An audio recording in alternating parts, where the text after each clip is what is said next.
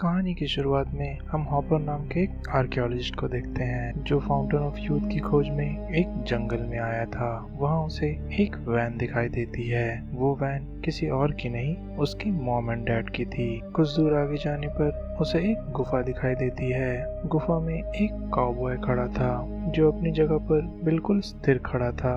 ये देखकर हॉपर को बड़ा अजीब फील होता है और वो वहाँ से चला जाता है। घर आने पर उसकी असिस्टेंट जैकी और उसका भाई वहाँ इंतजार कर रहे थे।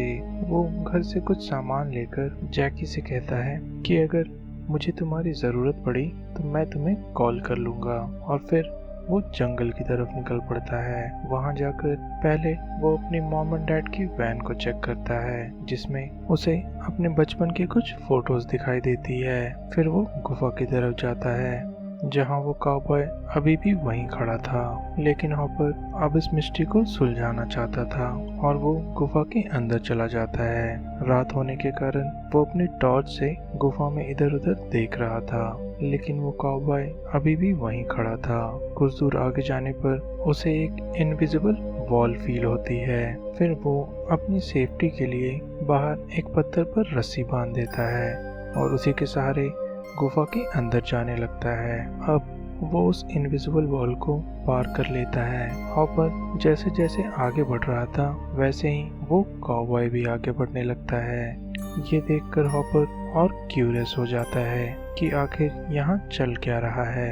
अब इस बात को 2 दिन बीत चुके थे। प्रोफेसर अभी तक घर वापस नहीं आया था। इसी वजह से जैकी बहुत परेशान थी और टायलर हॉपर की दोस्त को कॉल लगाता है जो हॉपर को ढूंढने में मदद कर सके।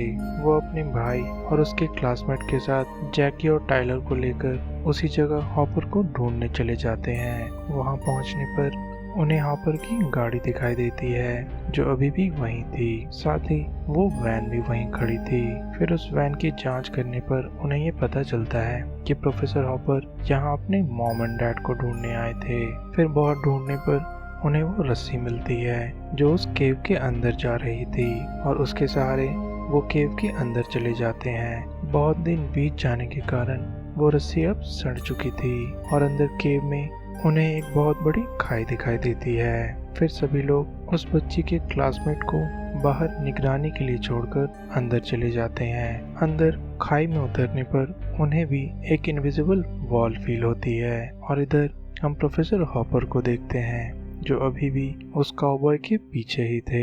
उन्हें बाहर से आती हुई रोशनी बार बार ब्लिंक होती दिखाई देती है। इसका मतलब दिन और रात बहुत जल्दी गुजर रहे थे। केव के बाहर समय बहुत तेजी से गुजर रहा था, लेकिन केव के अंदर समय नॉर्मल तरीके से गुजरता है। इसका मतलब केव के बाहर के लोगों के हिसाब से केव के अंदर का समय काफी स्लो था, लेकिन केव के अंदर रहने वाले लोगों के लिए बाहर का समय बहुत तेजी से गुजरता है। इसीलिए प्रोफेसर को बाहर का समय ऐसा फील हो रहा था जैसे लाइट ब्लिंक कर रही हो, और यहाँ ऐसा इसलिए हो रहा था कि ये जगह कोई आम जगह नहीं बल्कि फाउंटेन ऑफ यूथ का कुआं था। फिर दूसरी तरफ हम उन चारों को देखते हैं जिन्हें वॉकी टॉकी पर कुछ आवाज सुनाई देती है और बाहर में खड़ा बंदा उनसे मदद मांग रहा था। फिर केव में कुछ ऊपर जाने पर उसे वो आदमी मरा हुआ मिलता है। फिर उन्हें उसका कैमरा मिलता है जिसमें उसने खुद को रिकॉर्ड किया था। कैमरे में देखने पर सबके होश उड़ जाते हैं क्योंकि 3 दिन बीत चुके थे, लेकिन उन्हें केव में आए हुए बस कुछ मिनट ही हुए थे। अब उन्हें भी ये समझ आ गया था कि केव में टाइम बहुत स्लो चलता है और उसी वजह से ज़्यादा दिन बीत जाने के कारण वो उन्हें अंदर देखने आया था, लेकिन रस्सी टूट जाने के कारण वो खाई में गिरकर मर गया। इन सब चीज़ों को देखकर प्रोफेसर हॉपर की दोस्त काफ़ी डर गई थी और वो यहाँ से बाहर जाना चाहती थी, लेकिन बाकी लोग प्रोफेसर को ढूंढना चाहते थे। इसीलिए वो केव की बाहर जाती है, लेकिन वहाँ का नज़ारा देख उसका दिमाग ही खराब हो जाता है। बाहर सब कुछ बंजर हो चुका था। जहाँ पहले जंगल थे वो अब एक सुनसान जगह थी और तभी उसे आसमान में एक स्पेसशिप दिखाई देती है जो ट्रायंगल के शेप में थी और बाहर की हवा भी अब दूषित हो चुकी थी जिसमें सांस लेना काफी मुश्किल था। साथ ही एक तूफान भी आ रहा था। ये सब देखकर वो ये समझ जाती है कि बाहर की दुनिया में कई हजार साल बीत चुके हैं और वो इन सब चीजों को रिकॉर्ड करके केव के अंदर फिर से चली जाती है। वो अंदर जाकर अपने दोस्तों को बाहर का हाल बताती है, लेकिन कोई भी उसकी बात पर यकीन नहीं करता। इसीलिए वो उन्हें अपनी बनाई हुई वीडियो दिखाती है, जिसे देखकर बाकी लोग भी हैरान रह जाते हैं। फिर सभी मिलकर यहाँ से भागने का प्लान बनाते हैं, क्योंकि वो जिंदगी भर इस केव में नहीं रह सकते थे। लेकिन बाहर भी बड़ा तूफान आने वाला था। तभी आसमान से एक रोशनी केव के अंदर गिरती है, जो धीरे धीरे एक सीढ़ी में बदल जाती है और उससे एक एडवांस सूट पहने हुए आदमी उतरता है, जो देखने में काफी हट्टा कट्टा था। उसे देखकर बाकी सभी लोग डर जाते हैं।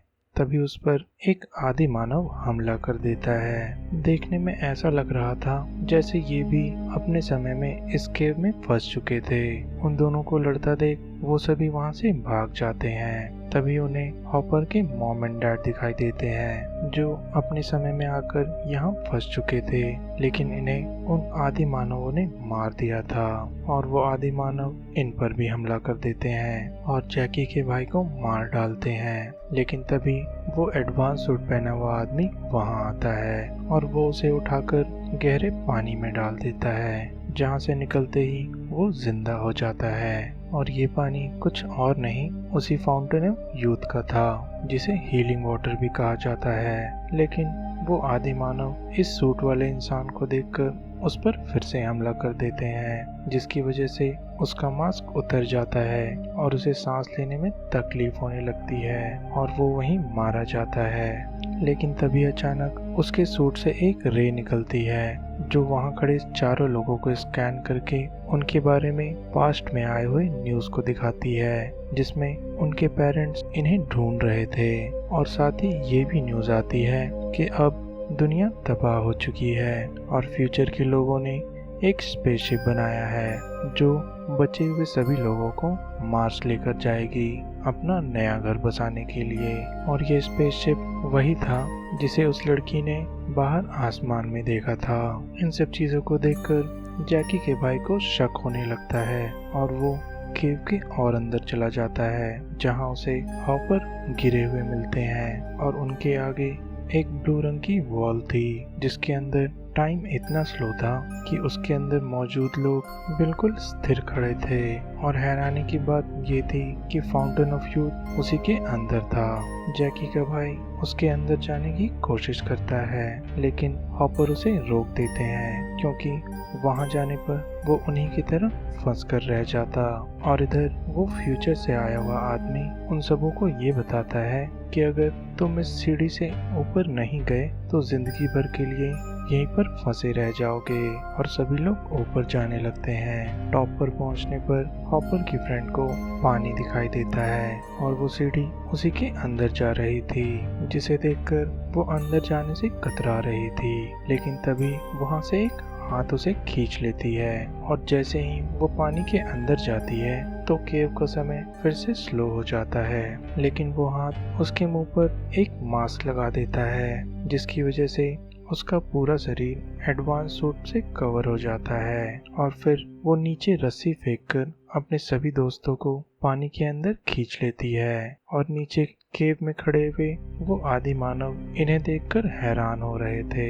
तभी पानी से अंदर आया हुआ रोप वहां मरे सभी लोगों को ऊपर खींच लेता है, सिवाय उन आदि मानव को छोड़कर। फिर जब सब सतह पे आते हैं तो सभी लोग अब ठीक हो चुके थे। शुरू में मरा हुआ वो लड़का भी जिंदा हो गया था। हॉपर भी अब ठीक हो चुका था। मतलब वो पानी फाउंटेन ऑफ यूथ का था, जो सभी लोगों को जिंदा कर देता है। चारों तरफ देखने पर वो एक स्पेसशिप में थे, जो मार्स की तरफ जा रही थी अपनी नई दुनिया बसाने के लिए। फिर सभी लोग ये डिसाइड करते हैं कि गुफा में पड़े सभी लोगों को वो स्पेसशिप पर ले आएंगे, ताकि मार्स पर वो अपनी दुनिया बसा सके। और ये मूवी यहीं पर खत्म हो जाती है। अगर आपको ये एक्सप्लेनेशन अच्छी लगी हो तो हमें लाइक एंड सब्सक्राइब करना ना भूलें। Thank you.